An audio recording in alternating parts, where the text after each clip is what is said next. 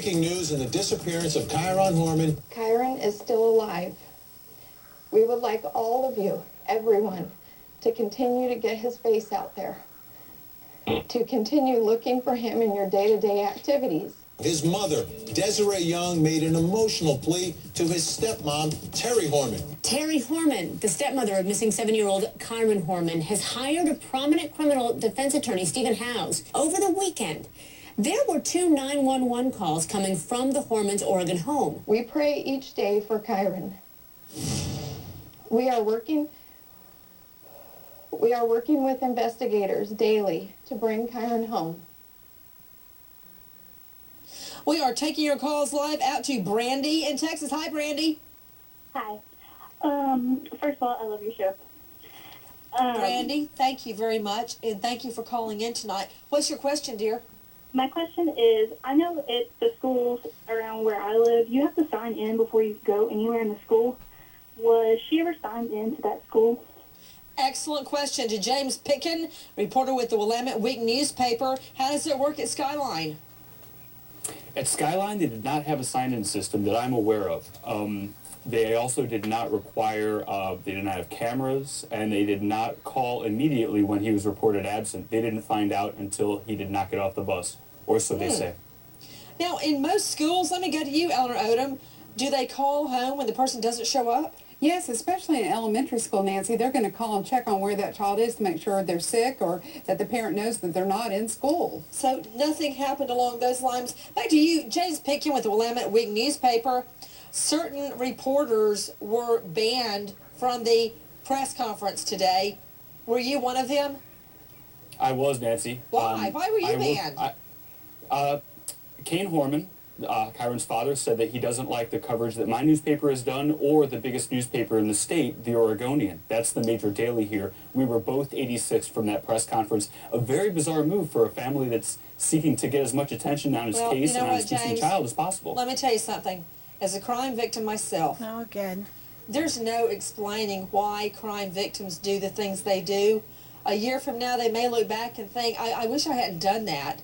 But it could have been anything that was said in a way they didn't appreciate. It could be anything. And of course, it's not your job to please anybody. It's your job to tell it like you see it.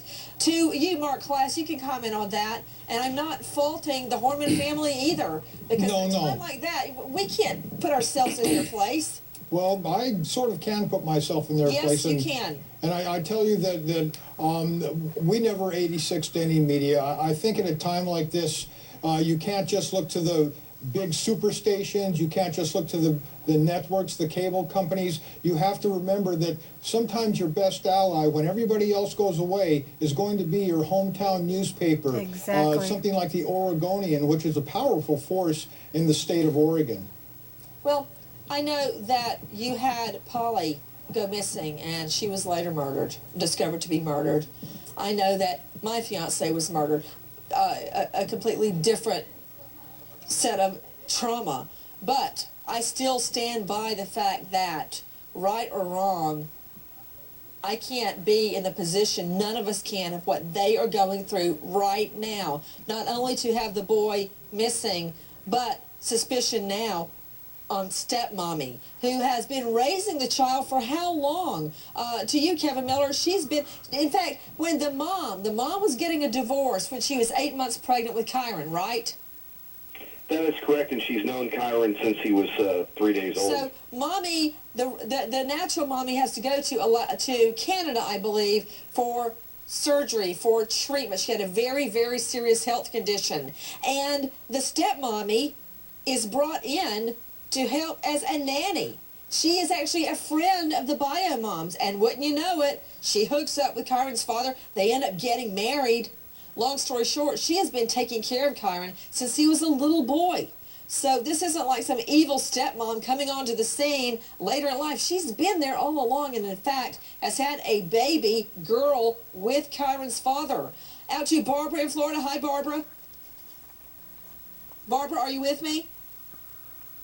Okay, let's go to Lori in Kentucky. Hi, Lori. I'm not hearing my callers. Let's see if you can get my callers back up for me, Dana. To Dr. Michael Arnall, board-certified forensic pathologist, joining us out of Denver. We have seen the terrain there in Sauvie Island. There is a lot of swamp. There is a lot of marsh. If the child were alive, he's been missing now since well over 20 days. Is there a chance, like the bio mom says, that he's alive? If he was alive when he was left on the island, I suppose there's a remote possibility, but in most of these cases, and in particular if the cadaver dogs are hitting on cadaver scent, then I believe you have to consider the possibility that the child's now deceased. Well, we've got one cadaver hit from Harry Oaks. He is an independent. He is not with the police. Police have taken out their dogs. They did not get a hit. And it is true, isn't it, Mr. Harry Oaks, that dogs can hit on a cadaver scent, and it could be other human remain, it could be human byproduct, and not necessarily a dead body, Mr. Oaks. That's correct. Anything that, it could be a rotting shoe that hasn't been washed. It could be a dirty sock. That they're not going to give a death alert on that, but they will alert on that. But we did get a death alert by 3 different search dogs that are qualified to search for people on land and in water. To Mazzarell, on the story, explain to me these 2 mystery 911 calls. Yesterday, we knew about one around 5:45 p.m. on Saturday, and the 911 emergency was dangerous threats. What's the other call? We're just learning about a second 911 call from inside Kyron's home. Yeah, what we're learning is actually the first call was actually even a few minutes earlier, and the call lasted 13 minutes. Police needed to go to the home after the phone call. The second phone call, 11:39 p.m., hours later, it's called a custody call. Police are not called to the home. The issue is resolved over the phone, apparently.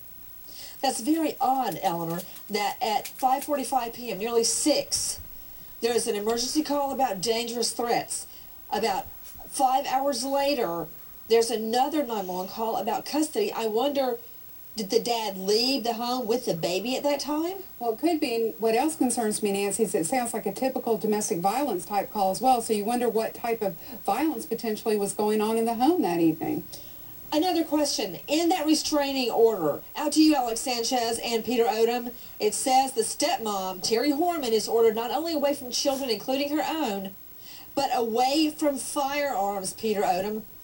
Remember, Nancy, that these restraining orders can be obtained based on very little evidence, based on a one-sided hearing, and it's a preponderance of the evidence. So really, Alex, and judges are very, very careful to issue them if they think there's any remote chance of danger.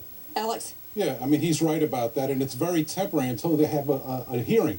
But Nancy, you know, there's something you're ignoring here that I think is very important that needs to be addressed. How come the father and how come the police did not provide those cadaver dogs some clothing or articles of clothing of that child so those cadaver dogs can go there and conduct an investigation? Well, they took their own dogs out, Alex Sanchez, so that's the answer to that. To Dr. Bethany Marshall, Bethany, weigh in on the court's order to the stepmom to stay away from firearms and even her own children. I think what likely happened in that house that night is that stepmom made a threat against the 19-month-old baby to get back at bio dad, and the scenario I envision is that he started to question her. She's probably perhaps unstable, maybe even borderline personality disorder, perceived it as a threat and an abandonment, became aggressive towards him, threatened the baby in order to get back at him. And if this is the case, and especially if she threatened with a firearm, what does that say of her parenting style with little Kyron? It doesn't sound good. We are taking your calls live, but now to tonight's case alert. A Texas family gets the shock of a lifetime getting ready for church Sunday morning. Could it also be that Terry decided she wanted to take her daughter out of the house? You know, I mean, it could be reversed also. This armchair psychology is just disturbing. I don't know what this is.